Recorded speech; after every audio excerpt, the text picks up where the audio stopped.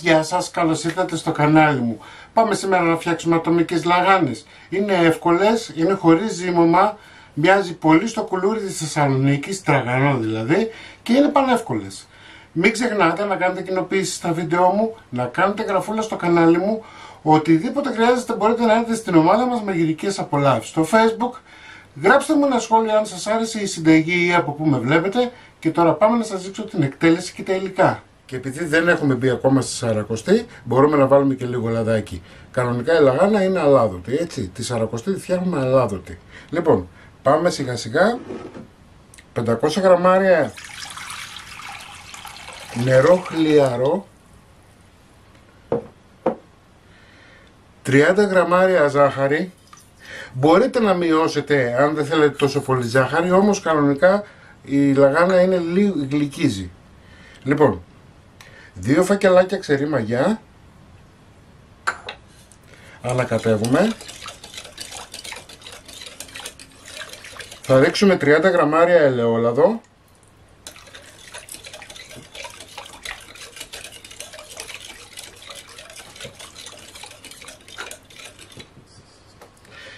...750 γραμμάρια αλεύρι για όλες τις χρήσεις. Θα το βάλουμε όλο μέσα. Και θα χρειαστούμε και 50 γραμμάρια για μετά το ζύμωμα, έτσι. 10 γραμμάρια ξύδι. Το ξύδι θα δώσει τραγανότητα. Και 12 γραμμάρια αλάτι. Ανακατεύουμε καλά. Να ενσωματωθούν όλα μας τα υλικά. Ανακατεύουμε. Καθαρίζουμε λίγο τα τυχώματα.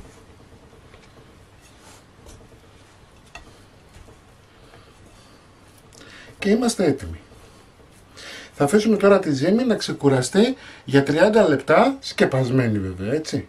Με τη συγκεκριμένη συνταγή που σας έχω δώσει μπορείτε να φτιάξετε 4 λαγάνες μικρές ή 2 μεγάλες. Εντάξει. Λοιπόν, μία κουταλιά της σούπας ζάχαρη. 200 γραμμάρια νερό ζεστό για να μπορέσει να διαλυθεί η ζάχαρη πιο εύκολα. Γιατί βάζουμε ζάχαρη και νερό? Για να κολλήσει το σουσάμι. Έτσι αλλιώς δεν κολλάει και θα σας μένει, θα σας πέφτει κάτω. Ωραία. Εφόσον λοιπόν έλειωσε η ζάχαρή μας, θα αφήνουμε στην άκρη. Θα βάλουμε αλεύρι στον πάγκο μας. Τα 50 γραμμάρια που σας είπα επιπλέον. Εντάξει. Θα πάρουμε το ζυμαράκι μας, το οποίο έχει γίνει τούμπανο. Θα το ρίξουμε πάνω στο αλεύρι. Θα το μαζέψουμε λιγάκι. Στην αρχή με μία σπατουλίτσα γιατί κολλάει λιγάκι. Και πλέον με το χέρι.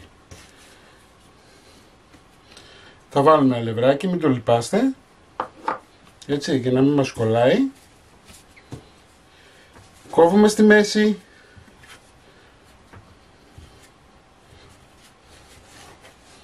Κόβουμε στη μέση και θα βγάλουμε 4 λαγανίτσες.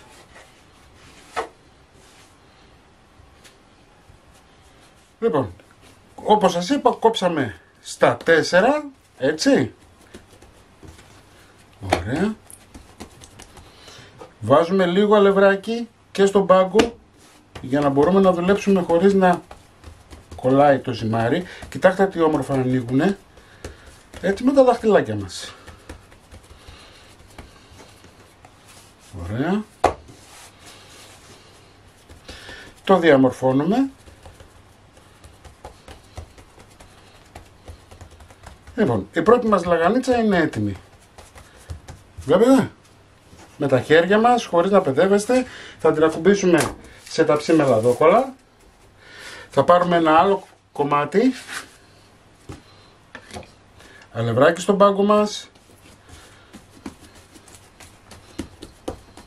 Αν βλέπετε ότι σας μαζεύει, αφήνετε ένα λεπτάκι να ξεκουραστεί λιγάκι η ζύμη και επανέρχεστε. Έτσι, ένα λεπτό, δεν θέλει παραπάνω. Εμένα είναι εντάξει, δεν μαζεύει, οπότε συνεχίζω κανονικά τη διαδικασία μου. Λοιπόν, έτοιμη και η δεύτερη λαγάνα. Όπως σας είπα, τις έχω βάλει σε ταψί με λαδόκολλα. Θα τις δώσουμε τώρα το τελικό σχήμα. Απλώνοντας με τα δάχτυλά μας, όσο πιο ψηλή είναι τόσο πιο τραγανή θα γίνει. Ωραία. Πάμε να φτιάξουμε λίγο και αυτή. Κάνουμε λίγες δαχτυλιές. Εντάξει. Θα πάρουμε τώρα το ζεστό νερό με την ζάχαρη. Θα αλείψουμε. Αλείψτε καλά. Έτσι, μην το φοβάστε. Ας υπάρχει νερό από πάνω, δεν μας ενδιαφέρει.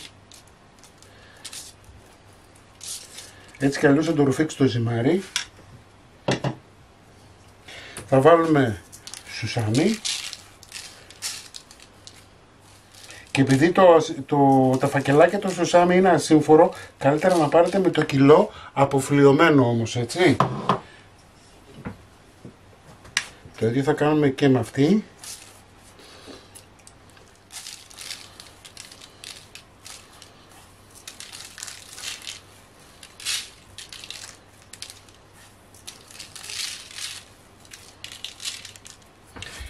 Θα σκεπάσουμε με μία πετσετούλα και θα μου την αφήσετε μέχρι να φτιάξουμε τις δύο επόμενες.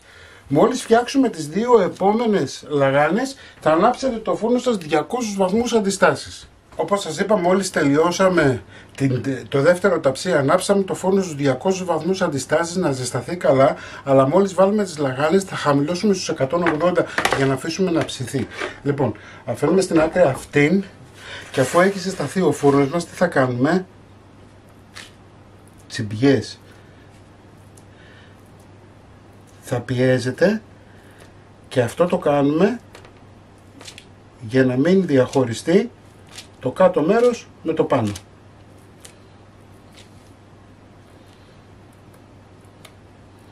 Εντάξει. Πιέζουμε με τα δάχτυλά μας. Ωραία.